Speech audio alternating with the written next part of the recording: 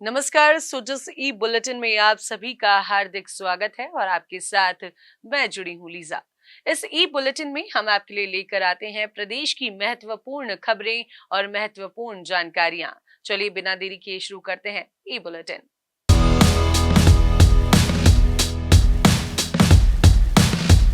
विश्व पर्यावरण दिवस के अवसर पर इस वर्ष गंगा दशमी का अनूठा संगम बना है।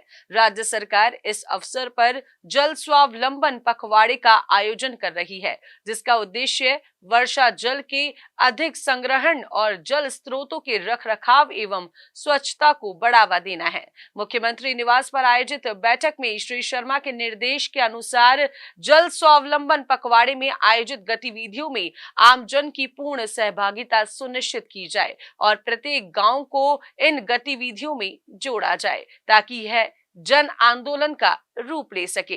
बैठक में विभिन्न विभागों के उच्च अधिकारी मौजूद थे और वीसी के जरिए मुख्य सचिव और समस्त संभागीय आयुक्त एवं जिला कलेक्टर भी जुड़े। इस अवसर पर जल संरक्षण और स्वच्छता के महत्व पर चर्चा की गई और आवश्यक कदम उठाने के निर्देश दिए गए। तो वहीं मुख्यमंत्री श्री भजनलाल शर्मा ने कहा कि प्रधानमंत्री श्री नरेंद्र मोदी की पहल पर विश्व भर में 21 जून को अंतर्राष्ट्रीय योग दिवस मनाया जाता है। स्वास्थ्य की दृष्टि से योग का बड़ा महत्व है और राज्य सरकार ने योग को आमजन के जीवन का अभिन्न हिस्सा बनाने के लिए कई निर्णय लिए हैं। राजस्थान का पर्यटन दुनिया भर में बेहद लोकप्रिय है और इस वर्ष के योग दिवस के आयोजन को प्रदेश की संस्कृति और धरोहर से जोड़ते हुए प्रत्येक संभाग और जिले के प्रमुख पर्यटन स्थलों पर योग अभ्यास का आयोजन सुनिश्चित करने के निर्देश दिए गए हैं। इसके अलावा ब्लॉक, ग्राम पंचायत, आयुष्मान आरोग्य मंदिर और सरकारी एवं गैर सरकारी संस्थानों में भी योग अभ्यास का आयोजन किया जाएगा। साथ ही अहिल्याबाई होलकर की 300वीं जयंती के अवसर पर होने वाले कार्यक्रम के लिए भी दिशा निर्देश प्रदान किए गए।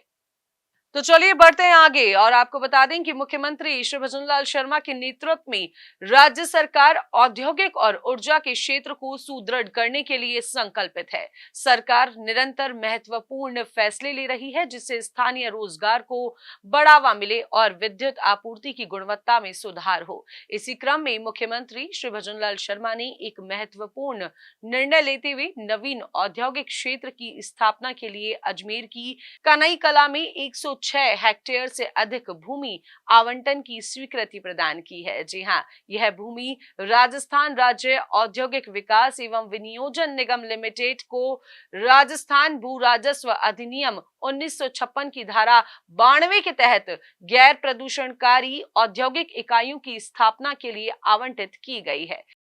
इस निर्णय से स्थानीय स्तर पर रोजगार के अवसर सृजित होंगे और औद्योगिक विकास को गति मिलेगी। इससे राज्य के आर्थिक विकास में भी महत्वपूर्ण योगदान होगा। सुजसी बुलेटिन के सिलसिले को आगे बढ़ाते हैं और आपको बता दें कि प्रधानमंत्री श्री नरेंद्र मोदी के नेतृत्व में कृषि क्षेत्र में एक महत्वपूर्ण पहल की गई है।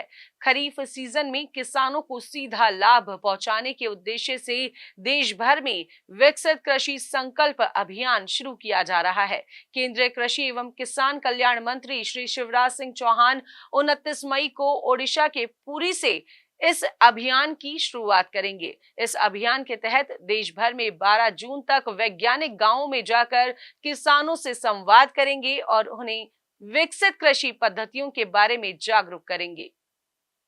भारतीय कृषि अनुसंधान परिषद और केंद्रीय कृषि एवं किसान कल्याण मंत्रालय द्वारा राज्य सरकारों के सहयोग से यह अभियान संचालित किया जाएगा। यह अभियान न केवल विकसित कृषि को बढ़ावा देगा बल्कि प्रधानमंत्री श्री नरेंद्र मोदी के विकसित भारत 2047 के संकल्प को भी साकार करने में महत्वपूर्ण भूमिका निभाएगा।